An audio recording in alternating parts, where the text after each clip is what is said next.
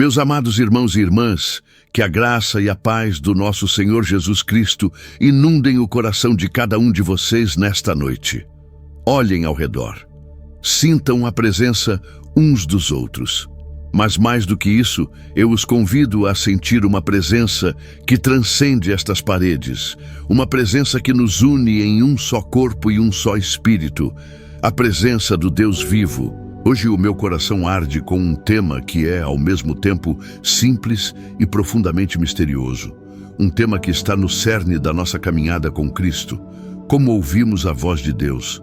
Em um mundo que grita, que nos bombardeia com notificações, com notícias urgentes, com ansiedades e com o barulho incessante de nossas próprias mentes, como podemos discernir o sussurro suave do nosso Criador? Muitos de nós, talvez em momentos de desespero, já clamamos aos céus: Senhor, fala comigo, me dê um sinal, me mostre o caminho. Esperamos uma sarça ardente como a de Moisés, uma voz audível, como a que chamou o jovem Samuel, ou um terremoto que abale as nossas estruturas, como o que sentiu o profeta Elias.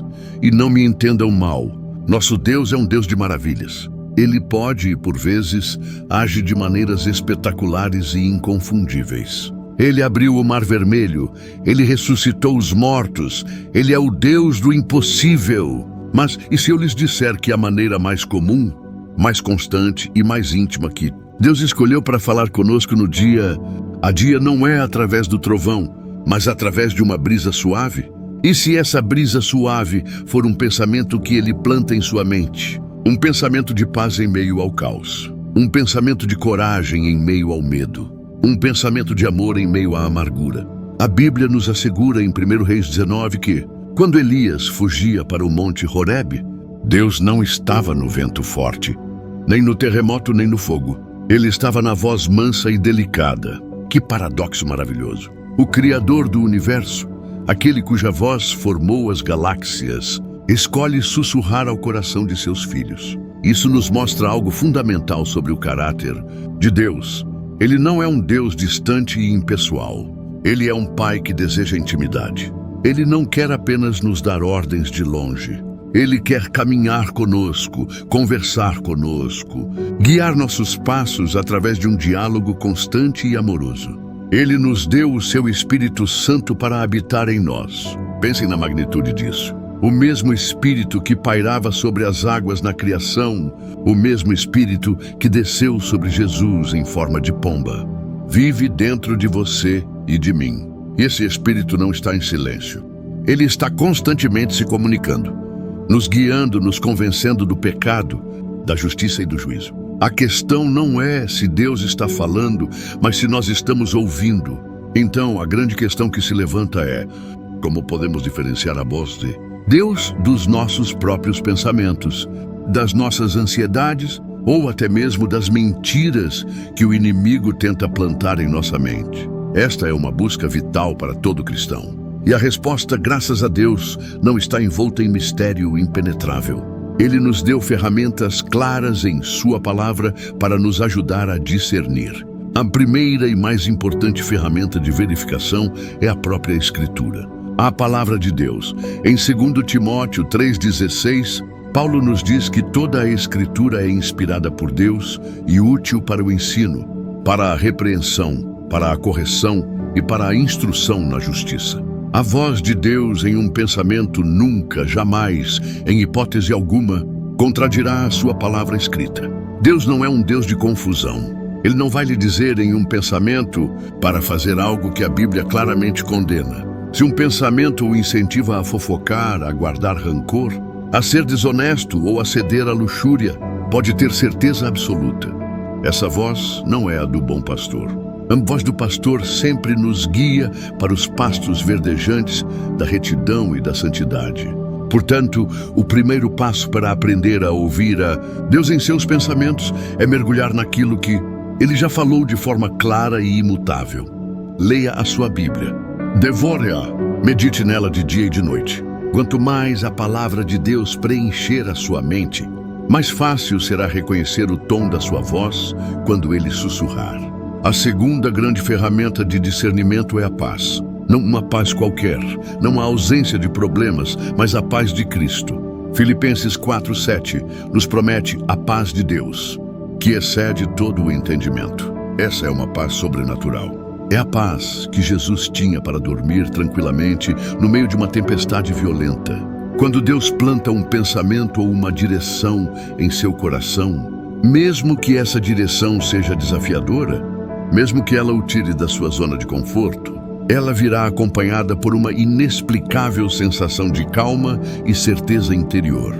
Por outro lado, pensamentos que vêm da nossa ansiedade ou do medo geralmente trazem agitação, confusão, um senso de urgência desesperada.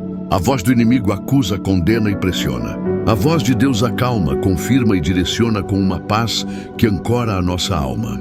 Preste atenção em como você se sente.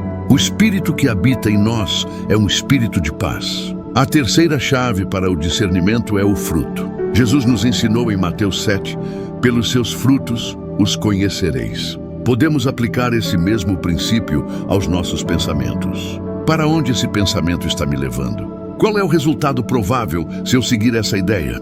Um pensamento de Deus sempre produzirá frutos que se alinham com o fruto do Espírito descrito em Gálatas 5:22-23. Amor, alegria, paz, paciência, amabilidade, bondade, fidelidade, mansidão e domínio próprio. Se você tem um pensamento persistente para perdoar alguém que o feriu profundamente, isso é difícil? Sim. Exige humildade?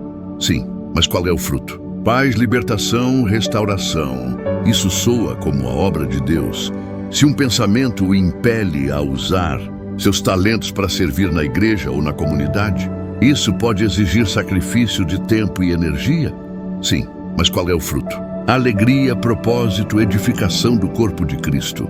Isso soa como a obra de Deus. Por outro lado, se um pensamento leva ao isolamento, à amargura, ao orgulho ou à autopiedade, qual que é o fruto disso? Morte espiritual, relacionamentos quebrados. Isso não vem de Deus. Analise o destino para o qual o pensamento aponta. A voz de Deus sempre nos guia para mais perto dele e para mais perto do seu caráter.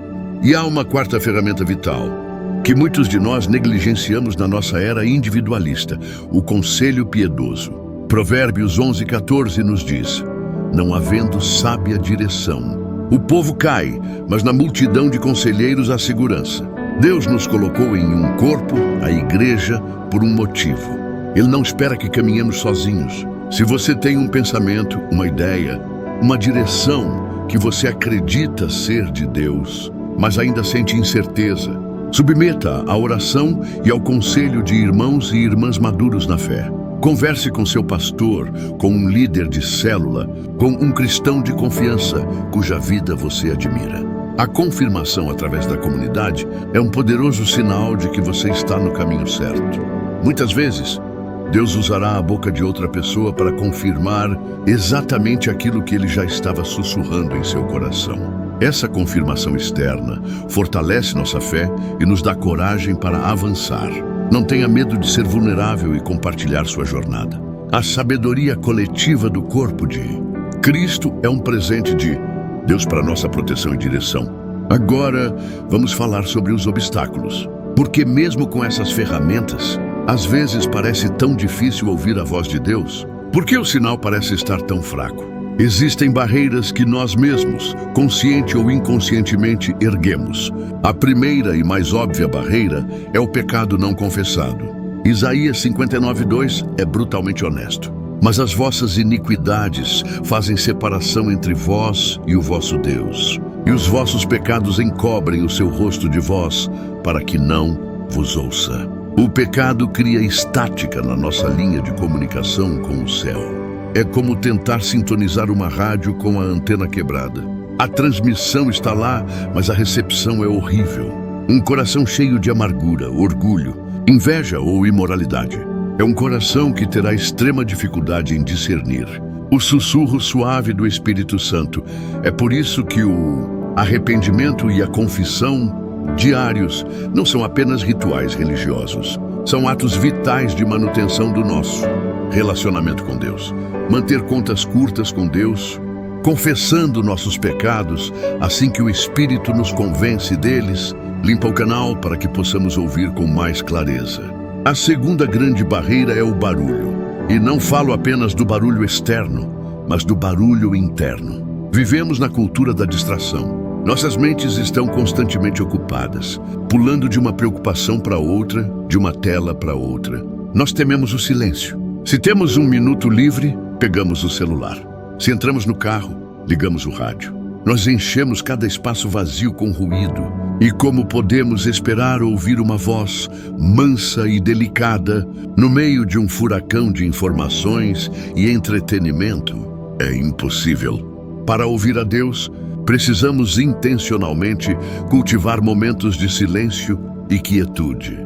Jesus, mesmo com sua agenda divina, frequentemente retirava-se para lugares solitários e ali orava. Lucas 5,16. Se o próprio Filho de Deus precisava de silêncio para se conectar com o Pai, quanto mais nós. Desligue a TV, coloque o celular no modo avião.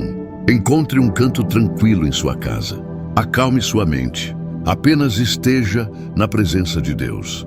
É no silêncio que o nosso espírito se acalma o suficiente para perceber os movimentos sutis do Espírito de Deus. A terceira barreira, e esta é sutil, é a autossuficiência. É a mentalidade do eu sei o que é melhor para mim. Nós fazemos nossos planos, traçamos nossas metas e depois talvez pedimos a Deus que abençoe o nosso plano já pronto. Isso não é um diálogo, é um monólogo. Ouvir a Deus requer humildade, requer uma disposição para render nossos próprios planos, nossas próprias ambições, nossa própria sabedoria e dizer de coração: Senhor, não seja feita a minha vontade, mas a tua. Requer a coragem de perguntar: Deus, qual é o teu plano?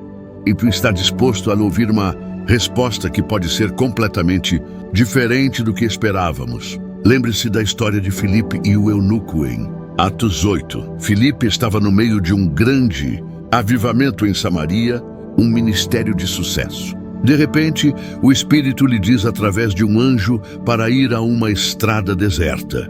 Pela lógica humana, isso não fazia sentido algum. Deixar a multidão para ir a um deserto? Mas Filipe obedeceu. Ele não questionou, ele foi.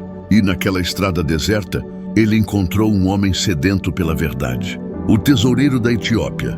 E através daquele encontro, o evangelho começou a se espalhar por um continente inteiro. Quantas oportunidades divinas nós perdemos porque o pensamento que Deus nos deu parecia ilógico ou pequeno demais para a nossa grande ambição? Meus queridos, quero concluir com um chamado à ação. Não saia daqui apenas com mais informação na cabeça. Saia daqui com um desejo ardente no coração de praticar a arte de ouvir. Comece hoje.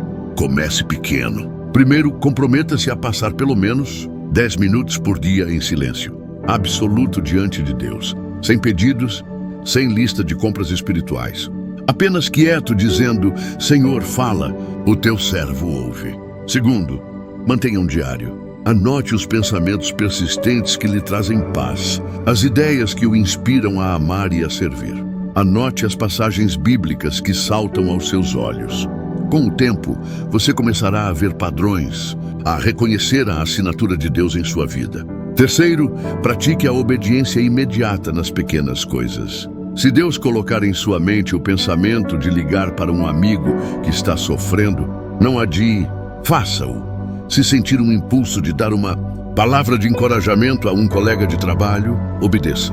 A obediência nas pequenas coisas treina nosso coração para confiar e obedecer quando Ele nos chamar para coisas maiores. Deus está falando. Ele está falando agora mesmo, no silêncio do seu coração. Ele o ama com um amor eterno e tem planos de paz e de esperança para a sua vida. Ele quer guiá-lo através das complexidades da vida, não com um mapa complicado, mas com a bússola constante do seu espírito. Abra os ouvidos da sua alma. Acalme o ruído. Teste os pensamentos pela palavra, pela paz e pelo fruto. Confie no conselho do corpo de Cristo. Renda sua vontade e prepare-se para embarcar na maior aventura que existe. Uma conversa diária e transformadora com o Criador do Universo. Meus irmãos, até agora nós estabelecemos uma verdade fundamental. Deus fala. Ele fala na brisa suave, no sussurro de um pensamento.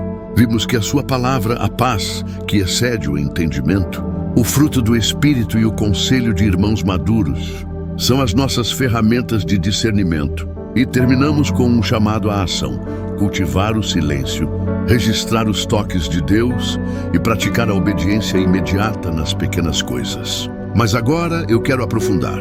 Quero ir além da teoria e entrar no campo de batalha da nossa mente, onde essa comunicação divina acontece. Quero pegar um exemplo prático da palavra de Deus para nos mostrar como um pensamento plantado por Deus se transforma em uma obra que muda a história. Pensem em Neemias. Ele era um copeiro do rei, vivendo no conforto e na segurança do palácio persa. Mas um dia, ele recebe a notícia de que os muros de sua amada Jerusalém estavam em ruínas e seu povo em desgraça. O que acontece a seguir?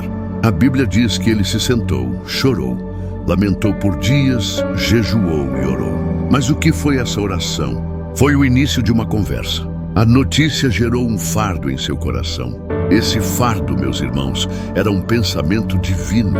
Era Deus plantando a semente da restauração na mente de um homem. Não foi uma voz do céu que disse: Neemias, reconstrua o muro. Foi um peso na alma, uma santa insatisfação com o status quo. Era a voz de Deus, na forma de um profundo incômodo espiritual. E o que Neemias fez? Ele não agiu impulsivamente, ele orou. Ele levou aquele pensamento, aquele fardo, de volta para Deus. Ele confessou os pecados do seu povo, ele lembrou a Deus de suas promessas e ele pediu favor. Ele incubou o pensamento divino em oração. E só depois de meses de oração, quando o rei lhe perguntou por que estava triste, ele estava pronto. A oportunidade chegou e o pensamento que Deus havia plantado floresceu em um plano de ação detalhado. Ele soube exatamente o que pedir. Cartas de permissão, madeira para as vigas, tudo. Isso nos ensina um processo poderoso. Deus planta um fardo, um pensamento. Nós o regamos com oração. E então Deus nos dá a oportunidade de agir. Você tem um fardo no seu coração hoje? Uma preocupação santa com sua família, sua igreja, sua cidade? Não despreze esse pensamento. Pode ser o início da sua missão, Neemias. Leve-o a Deus em oração e observe como ele o transforma em um plano divino. Agora precisamos ser brutalmente honestos. A nossa mente não é um palco com um único ator. É um campo de batalha com múltiplas vozes competindo pela nossa atenção. Se vamos aprender a discernir a voz de Deus, precisamos, com a mesma clareza, aprender a identificar os impostores. Existem pelo menos 3 outras vozes que gritam em nossa mente: a voz do nosso eu, a voz do mundo e a voz do inimigo. Vamos falar primeiro da voz do eu, da nossa própria carne. Essa é talvez a voz mais enganosa, porque soa exatamente como nós. Ela é motivada por nossos desejos, nossos medos, nosso orgulho e nossa busca incessante por conforto e autopreservação. A voz do eu diz: não se arrisque, fique onde é seguro. A voz de Deus diz: saia do barco e ande sobre as águas. A voz do eu diz: você foi ferido, guarde rancor, proteja seu coração. A voz de Deus diz: perdoe 70 vezes 7. A voz do eu diz: acumule e guarde, você precisa de segurança para o futuro. A voz de Deus diz: dê com generosidade, pois melhor é dar do que receber. A voz do nosso eu sempre nos levará ao caminho da menor resistência, do maior conforto e do menor sacrifício. Ela é egoísta por natureza. Quando você estiver analisando um pensamento, faça a pergunta honesta: quem é o principal beneficiário se eu seguir isso? Sou eu ou é a glória de Deus e o bem do próximo? A resposta a essa pergunta é um poderoso filtro. Depois, temos a voz do mundo. Essa é a voz da cultura ao nosso redor. Ela nos diz o que é normal, o que é aceitável, o que é bem-sucedido. Ela grita através da mídia, das redes sociais, das conversas no trabalho. A voz do mundo diz: sua felicidade depende do seu parceiro, da sua carreira, da sua aparência, das suas posses. A voz de Deus diz: a minha alegria é a tua força. A voz do mundo diz: seja tolerante com tudo. Não julgue, não existe verdade absoluta. A voz de Deus, através de Jesus, diz: eu sou o caminho, a verdade e a vida. A voz do mundo é sutil. Ela se disfarça de sabedoria e modernidade, mas seu objetivo é nos conformar ao seu molde, nos afastando lentamente dos padrões do reino de Deus. Romanos 12:2 é nosso antídoto. Não se amoldem ao padrão deste mundo, mas transformem-se pela renovação da sua mente, para que sejam capazes de experimentar e comprovar a boa, agradável e perfeita vontade de Deus. Renovar a mente é um ato diário de escolher qual voz vamos amplificar. E então, meus irmãos, chegamos à voz mais sinistra, a voz do inimigo. Satanás é chamado na Bíblia de o acusador dos irmãos e o pai da mentira. Sua estratégia não mudou desde o jardim do Éden. Ele vem para roubar, matar e destruir. E suas armas principais são pensamentos injetados em nossa mente. Precisamos conhecer suas táticas para podermos resistir a ele. A primeira tática do inimigo é a acusação e a condenação. Depois que você peca, a voz do Espírito Santo lhe traz um convencimento que o leva ao arrependimento e à esperança. A voz do inimigo, por outro lado, traz uma condenação que o leva ao desespero. O Espírito diz: você errou, confesse e seja perdoado. O inimigo sussurra: você errou de novo. Você é um fracasso. Deus nunca vai te usar. Não há esperança para você. Ele pega a verdade do seu erro e a transforma na mentira da sua identidade. Quando ouvir essa voz de condenação, você precisa combatê-la com a verdade da palavra. Declare em voz alta Romanos 8:1. Portanto, agora já não há condenação alguma para os que estão em Cristo Jesus. A segunda tática é a mentira disfarçada de verdade. Foi o que ele fez com Eva. Foi isso mesmo que Deus disse. Ele torce a palavra de Deus. Ele sussurra: um pecadilho não faz mal. Deus é amor, ele entende. Você merece isso. Ele justifica o pecado, tornando-o palatável. Ele nos tenta a comprometer nossos valores um pouquinho de cada vez, até que estejamos completamente fora do caminho de Deus. A única defesa contra a mentira é a verdade.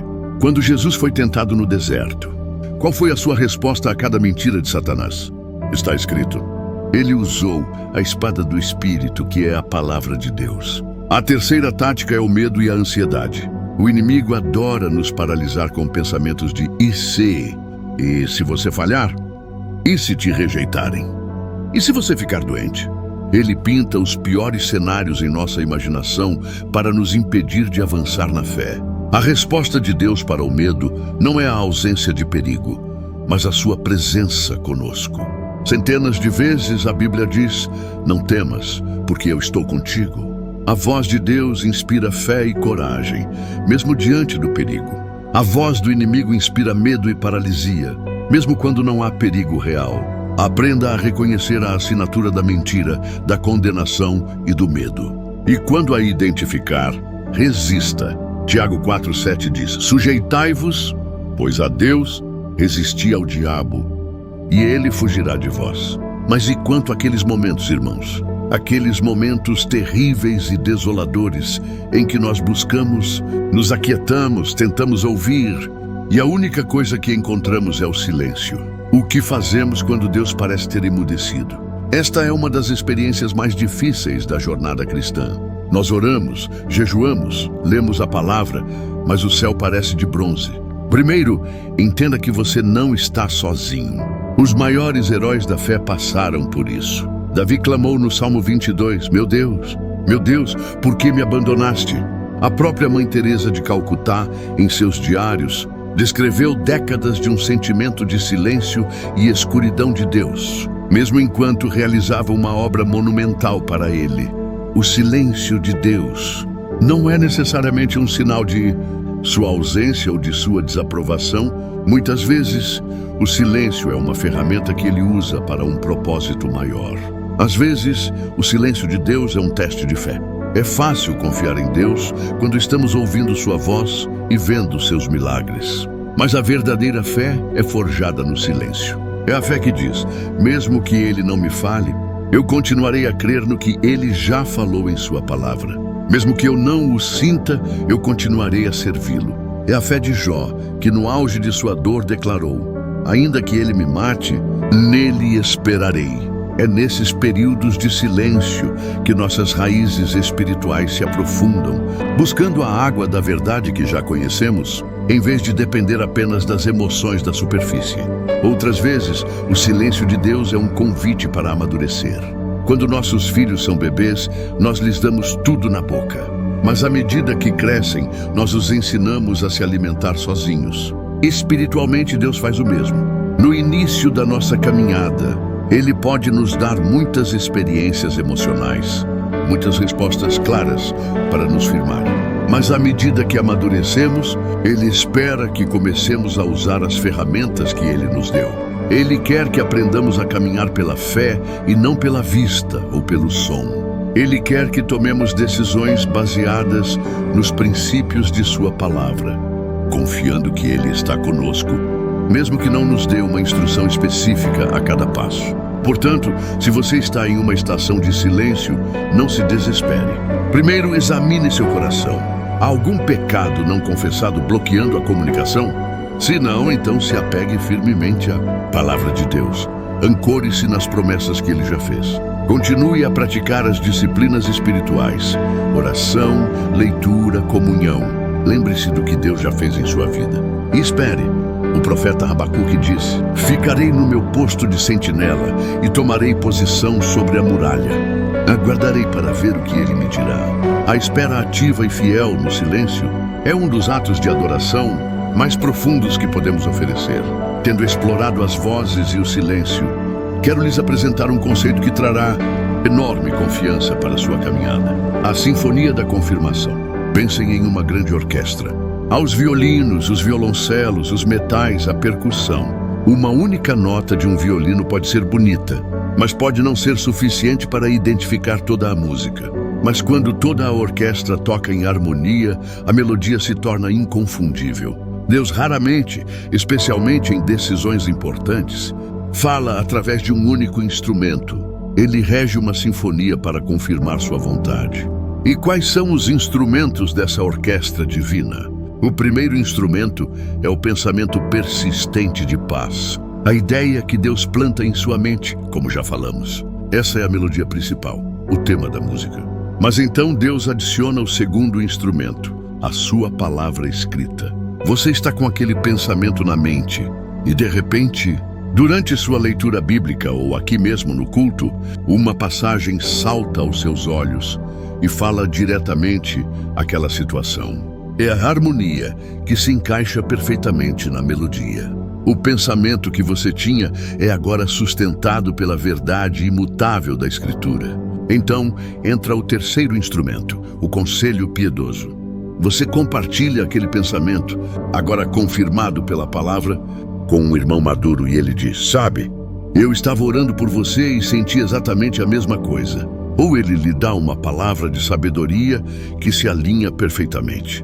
Esta é a seção rítmica, o tambor que marca o passo e lhe dá confiança para marchar.